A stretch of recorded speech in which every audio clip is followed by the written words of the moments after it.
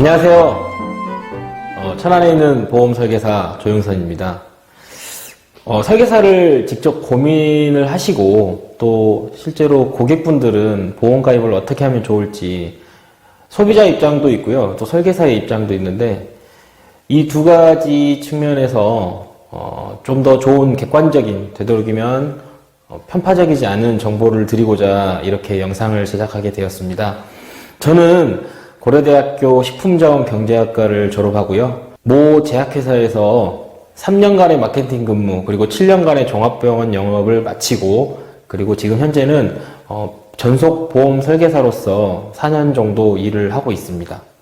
제가 일하면서 이제 알게 된 것들, 지식과 그리고 느낌들, 이런 것들을 조금 더 솔직하고 쉽게 설명을 드리는 채널이 되겠습니다. 먼저 아셔야 될 거는 모든 보험 설계사는 개인 사업자입니다. 프리랜서라고 분류도 되기도 하고요. 월급이 정해져 있지 않은 정규직이 아닙니다. 물론 최근에는 어떤 대리점에서 정규직처럼 월급을 주면서 설계사 채용을 하는 경우도 생겼어요. 하지만 지금 현재 나와 있는 모든 보험회사의 대리점이든 전속이든 설계사분들은 기본급이 없는 개인 사업자입니다. 즉, 쉽게 말하면 치킨집을 차린 것처럼 내가 지난달에 새로운 치킨을 한 마리도 팔지 못했다 라고 하시면 그 다음 달 소득은 제로가 되는 거겠죠. 그리고 설계사의 소득은 크게 세 가지로 나눌 수 있어요. 첫 번째는 계약을 막 했을 때 다음 달에 지급되는 신계약 수당입니다. 이게 가장 포션이 가장 크고요. 두 번째는 이 계약들을 2년, 3년, 그리고 10년, 20년짜리 상품일 텐데 장기적으로 유지하면서 생기는 유지수당입니다. 이렇게 신계약수당과 유지수당 외에 각 보험회사에서 시상으로 제공하는 시상, 그리고 보너스, 이렇게 세 가지 크게 나누면 세 가지 소득 구조로 나눌 수 있겠습니다. 어떤 분들이 이제 설계사로서 그러면 직업을 가졌을 때 어떤 비전을 가지면 좋을지 많이 고민하시고, 또 10년, 20년 일하신 분들이 내 이번 달엔 또 어떻게 일을 해야 되지?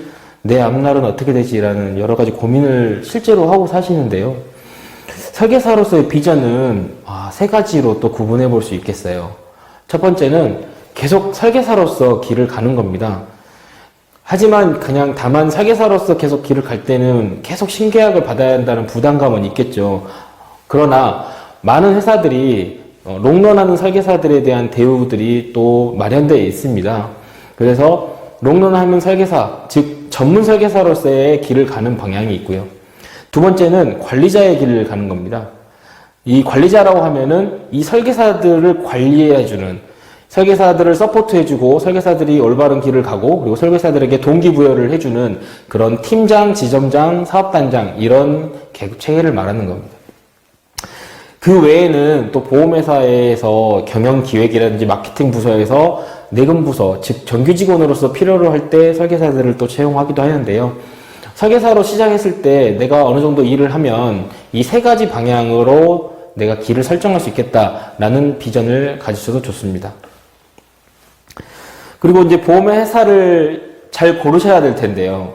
보험회사를 고르실 때 기준은 이건 물론 제 의견이기도 합니다만 처음에 반드시 확인해 보셔야 될 게 있습니다. 첫 번째는 수당 체계가 명확해야 됩니다. 수당 제도를 설명을 들으셨을 때 내가 쉽게 이해가 되셔야 합니다. 마치 수당 체계에 대해서 이해가 잘 되지 않거나 두리뭉실하고 모호하게 설명을 한다면 좀 깊이 하시는 게 좋죠. 왜냐하면 이 일은 돈을 우선적으로 생계를 유지하고 돈을 벌기 위한 일이기 때문에 내 돈이 투명하게 잡히지 않는다? 난 장사를 하는데 그 매출이 투명하게 잡히지 않는다? 이런 것들은 경계하셔야 됩니다.